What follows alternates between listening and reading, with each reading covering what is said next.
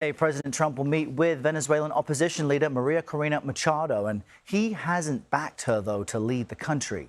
The Trump administration has signaled it will work with acting President Delcy Rodriguez Machado, who was called Rodriguez more ruthless than the ousted Venezuelan leader Nicolas Maduro. Oliver Stunkel joins me now. He's a senior fellow at the Carnegie Endowment for International Peace. He's also a fellow at the Harvard Kennedy School's Belfer Center. Oliver, good morning. If we just look at the bigger picture, it's been almost 2 weeks since Maduro's ouster. But from your vantage point, have you seen any real change in Venezuela? Good morning. Actually, when the U.S. Military operation toppled Maduro on January 3rd, a lot of observers and a lot of Venezuelans believe that Trump would seek to install the opposition leader who's thought to have won the 2024 presidential election. However, he has not done that. More than that, he's actually actively undermined her and said that she's currently not able to govern. She doesn't have, quote unquote, respect in the country. Now, while it's true that a transition would obviously be very difficult, and there's lots of questions about whether she'd have control over the armed forces, he has effectively embraced the current regime. So on the ground, actually, very little has changed. One could even say that the current regime is no longer working against America, but it's supported by Washington.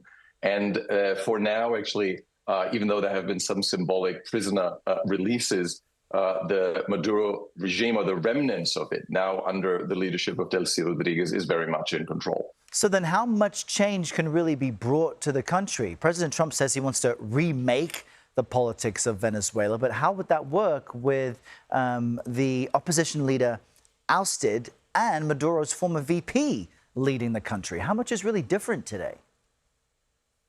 Well, for now, very little, of course, is different. I think what the Trump administration is saying, that the focus is modernizing the oil sector, so facilitating the arrival and investment of U.S. oil firms.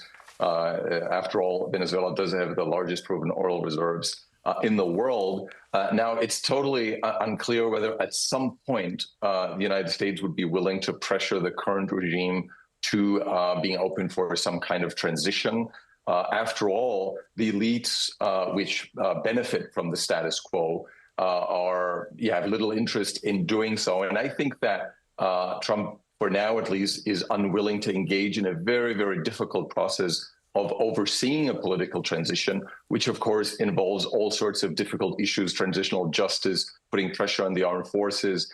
So I think for now, Machado will have a very hard time to make her case during the meeting today to convince Trump to somehow, support her in her effort to remain in the country. It's very unclear what her future role will be in Venezuela.